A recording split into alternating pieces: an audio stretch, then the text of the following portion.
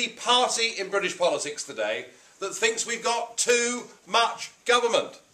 That government controls far too much of our lives, it takes far too much of our money in taxes, and it wastes most of it on a public sector that is bloated and increasingly is acting like a secret police. You know, whether we're running a business, whether we're going about living our ordinary lives, there is someone there. It used to be called the man from the ministry in World War II, but it's all too prevalent. So we as a party have a central belief that Britain should be a self-governing, independent nation. But way beyond that, we want to live in a country that is a freer country. We want to live in a country where we, the people, can determine our own futures. And we see the great battle that is going on in politics today as really being the battle between bureaucracy versus democracy. And right at the moment, supranational government and the bureaucrats have got the upper hand. But it hasn't got to be like this.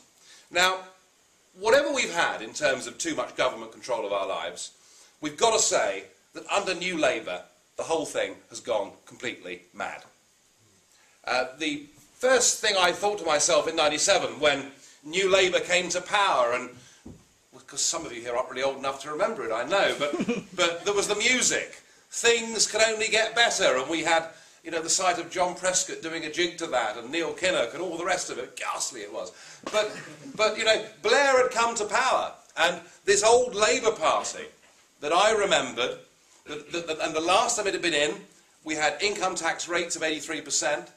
We had an absolutely chaotic situation with our public services and with our unions. But suddenly, under Blair, it was New Labour. It was all going to be different. There was a new brand of social democracy.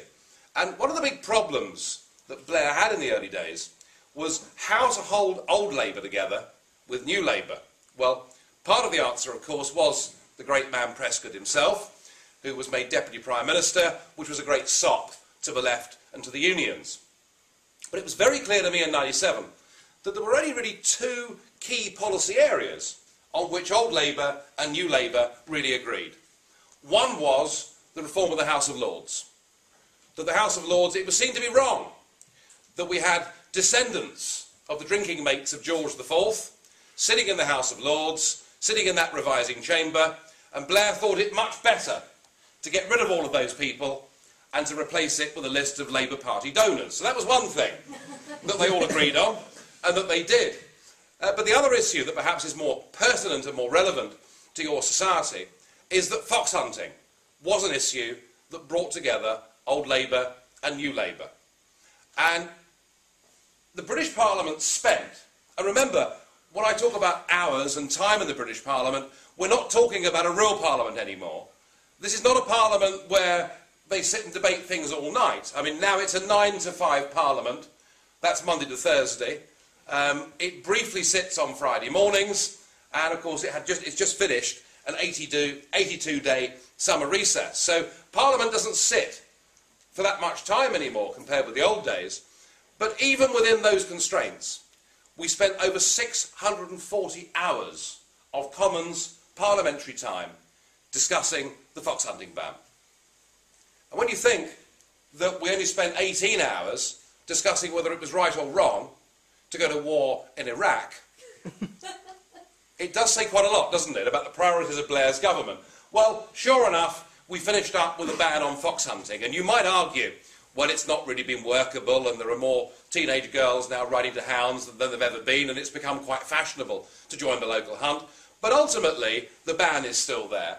And I would put forward the idea that it is not for government to decide whether you take pleasure in dressing up in red frocks and coats, drinking huge stirrup cups. I mean, I'm all for that bit personally, but you know, whether you want to go and hunt foxes or not should be a moral decision that you make yourself and not a decision of government.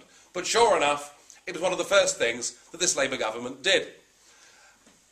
The other great libertarian issue, I think, happened in the last couple of years.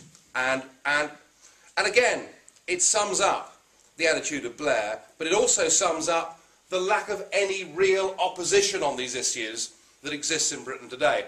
And I'm talking, of course, about the smoking ban. Now, I have to declare a personal interest in this subject. You know, I was a 50-a-day smoker for 27 years, so I like smoking. I've packed it all up, left it all behind me, and since February I've been smoking a pipe. I now classify myself as a non-smoker, which is a lovely self-delusion, but that's my problem and I'll deal with that. But in the 2005 manifesto, Labour said that they would introduce a ban on smoking in public places, but that private members' clubs and fee-paying organisations would be exempted.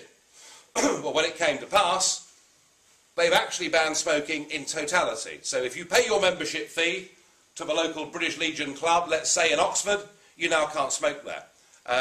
We can set up a club in London and have group sex, and that's fine. That's quite within the law to do that, but we can't set up a club in London and sit and smoke cigars. And I would have thought just the same as with fox hunting, you know, whether you want to smoke a cigarette or not, or as an ex-smoker like me, a pipe, it is not for government to decide how you should or should not live your life, and to have extended the smoking ban to even cover private members' clubs strikes right at the very heart of a fundamental principle of freedom of association. Now, you know, all of you here, intelligent, bright, libertarian-minded students will know that John Stuart Mill is the man who is often credited with perhaps defining liberty, you know, clearly.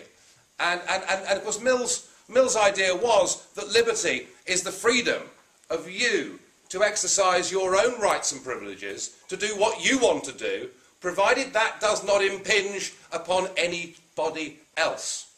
So as far as the smoking ban's concerned, it's perfectly obvious that we should go back to the way pubs used to be organised, where we have a saloon bar that is non-smoking and a public bar for yobbos like me round the back, where we can go and smoke, and then surely both sides of the argument would be happy and one would not impinge upon the other. But they're just two examples of what's happened in our life. But you know, I think where people have really felt the impact of big government is for those people out there who are working as part of the private sector that we joked about earlier. You know, we've still got something like 3.5 million self-employed businessmen and women in this country. They are the people that have really felt the weight of big government. There is this belief, there is this desire that if it moves, you must legislate against it. And now, this is not new. It's been there for some time. And there's that wonderful story, apocryphal probably, but never mind, it bears telling, wonderful story of Winston Churchill, just after the war, standing at the urinals in the House of Commons and turning round and seeing Clement Attlee next to him and saying, "Oh my God, Clem, every time you see something big, you want to nationalise it." Well, you know, Labour were quite good at that with big businesses, but it's not the big businesses I'm talking, it's the small businesses that have really suffered. And they have had to put up with something like 3.5 to 4,000 new pieces of law that are made in this country every single year. Some are statutory instruments, some are acts of parliament, most come from what I regard as a foreign dominion, and perhaps we'll return to that a little bit later on in my talk. But it's they that have had to pick up the burden for this. But in a sense, we're all picking up the burden for it, because what is freedom? I mean, the greatest freedom, surely, the greatest freedom that we have, living in a free market, is the ability to make money, and for the government not to take too much of it from us. We are now, not through income tax, that's now down to, what is it, 50%, or will it be 55%? I don't know. Whatever it is, you can be certain of one thing: whatever Labour do, Cameron and his dimwit colleague Osborne won't oppose any of it. But we're living in a society where through indirect taxation, those of us that are working and those that are in the productive sector, which I can no longer, of course, claim to be, are paying over vast sums of money to a government machine that decides how it spends our money. And what UKIP wants is, yes, we want to live in a civilised society. We believe there should be a safety net for those that cannot provide for themselves. But we do believe that the welfare state, that the dreams of of Beveridge and all these people going back 65 years have actually gone wrong, because we finished up living in a society where living off the state has actually become an option that millions of people have chosen. And you could apply the same principle, if you like, to, common agricultural policy subsidies to farmers. Very nice to get a cheque on year one, and you feel very good about it. By year 3, you become wholly dependent upon it. To find out more about who we are and what we stand for, go to the UK Independence Party website at www.ukip.org.